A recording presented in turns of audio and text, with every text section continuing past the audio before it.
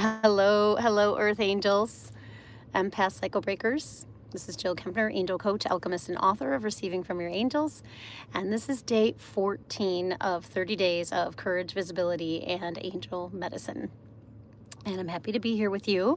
As you can see, I'm in a slightly different place than I've been in my office for most of these videos. And today it's Sunday. So happy solstice. We're starting a new season. So setting some beautiful intentions for the new beginnings. So yeah, it's the shortest day, right? So there's more dark than there is light. And today, why I'm out and about is that it is my father-in-law's, it's close to my father-in-law's anniversary of his passing. He passed 21 years ago on the 23rd. And every year we do a mass and a brunch for him to remember him. And then it turned into Grandma's Christmas too. So that's what's up. So this will be short today because, everybody's in the house. Celebrating and remembering my husband's. But it made me really, I'm very reflective this year as, I feel lighter this year than I have in a really long time since my mom and my brother passed away. So it's been 3 years, 3 Christmases since my mom passed, and it'll be 2 since my brother passed. And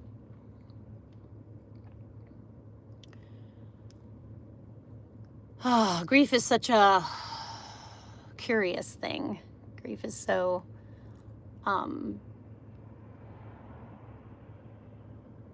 it's deep. So, for me right now, the reason why I feel lighter is this year I made the commitment to releasing regret, the heaviness of regrets around my mom's illness and passing, and regrets around my brother's illness and passing. Well, yeah, illness, yeah. I mean, he had mental illness. He had a brain injury.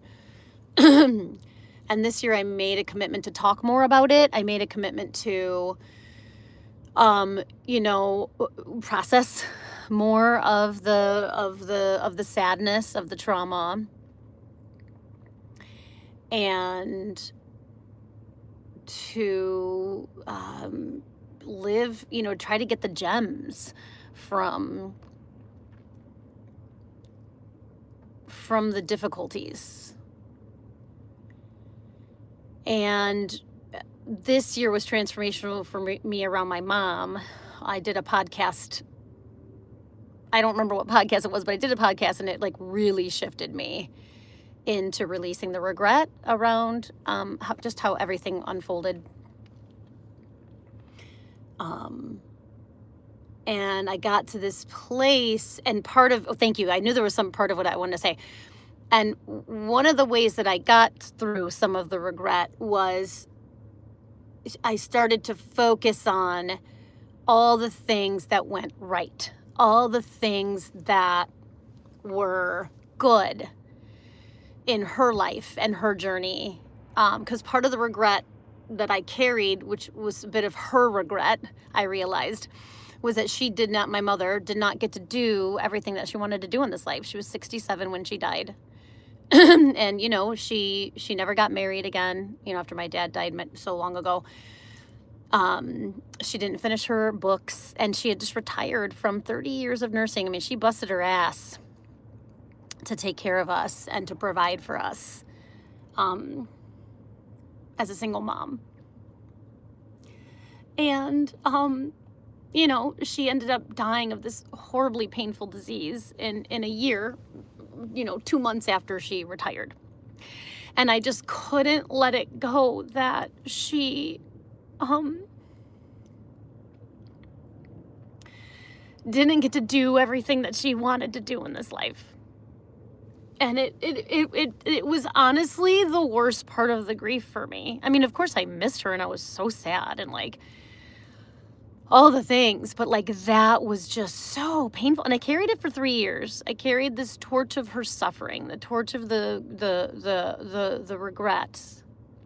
And I decided to lay it down this year. And I started to focus on everything she did right, everything that she did good, everything that she did, instead of the handful of things she didn't get to do. And it really did shift me. And I know it was the angels, right? Because they were like, okay, this grief, this level of grief, this regret is not serving you anymore. And you need to let it go. And here's the thing, here's the teaching today that I learned a really long time ago, sometime after my dad died. I don't know if it was year 10, year 15, I don't know. He's been gone for 36 years. But what I learned is when we let go of the sadness of the loss and the heaviness and all of that, we let go of as much grief as we can tap into the joy of their spirit. And I think that I bring that to people. And I did for a long time. And then when I lost my mom and then I lost my brother, I, was hit with that, heaviness of how painful it is to lose, someone so close to you and your parents, And so I kind of forgot, about, and I forgot the relief. I forgot the relief that you feel when you release the grief. I forgot that there's joy on the other side of that grief. And I, for 3 years, carried a tremendous amount of regret. And this year I laid it down. And I will tell you, I feel lighter this year. And I don't know, maybe there was something about 3 years too of time passed. So if you're grieving in this holiday season, which, who am I here to serve, right? Earth angels, empaths, cycle breakers. I'm here to help you step into your inner alchemist, your angelic alchemist self, by taking what was heavy, leaden, painful, and turning it into spiritual gold, turning it into medicine. And I will say, there's something about heartbreak that makes us so tender, so open-hearted, and so much more loving. And I do. It's and I think it can go either way, right? We can go and we can be bitter and hard and all the things, right? Resentful, or we can let it soften us and open our hearts more and let us tap into the joy of their spirit. Because that is something I did learn and feel from my dad's death, that there is joy, they're in a joyful state. We're the ones grieving the loss in our humanity. And it doesn't, wherever you are in the grieving journey, I know that sometimes can not help. But I will say it does get easier. It does get lighter. And part of how I've gotten to a better place with the loss is through the relax, release, receive process that I outline in my debut book. It's through my daily devotion to my angels. It's through prayer and energy work and meditation and that commitment to just showing up and being fully present, showing up for myself, showing up for my family, showing up for, the people I'm here to serve. So I think I'm going to leave it at that. Probably something else to say. But wherever you are on your journey, your grief journey, know that you have two beautiful guardian angels that love you unconditionally. The soul that you may have lost in your life has two guardian angels that love them unconditionally. And that our soul is eternal. So yeah, I'm always going to miss my mom. Forever. And simultaneously know that she's a soul in spirit, and she's doing the next life. And, you know, she chose all the things, and I just have to, not carry it, and that was part of breaking the codependency, right? It was like, why am I carrying the suffering of what my mom didn't do in this life? That's actually holding me back from doing what I'm supposed to do in this life. I mean, it was a revelation, and it was sometime it was at her, I was like, it was on her anniversary, 7/7, July 7th. So, yeah. And then, I saw this meme. I'll say one more thing and then I'll go. I saw this meme that Radley Valentine put out. He's one of my teachers, angel teachers, and it was from Archangel Azrael, and it said, don't don't be too sad that your loved ones are in heaven. They're right there with you celebrating. Like, let go of the sadness, let go of the grief, and let yourself feel the joy of their spirit. So I hope that something I shared here is supportive of your grief journey. And if you're actively grieving right now, work with Archangel Azrael.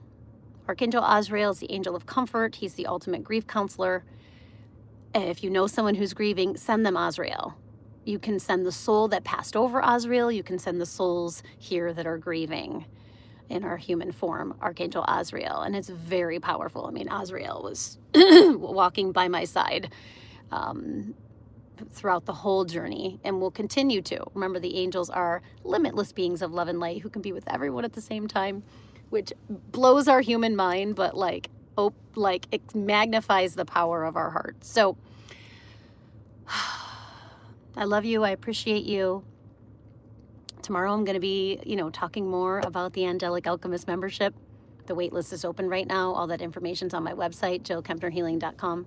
Today, I'm just going to try to release some sadness and grief and get the relief of, I want to feel my mom's spirit. I want to feel my brother's spirit, my dad's, Bob's dad's, in the family connection and love. So there was one other thing I wanted to say. Oh, yesterday I saw CJ818. So CJ is my mom's initials, and then 818 is my brother's passing of the anniversary. And to me, it was they're together. They're in heaven. They're all good. They're sending me love. So I'll leave you with that. Okay. Mwah. See you tomorrow. Thanks for being here.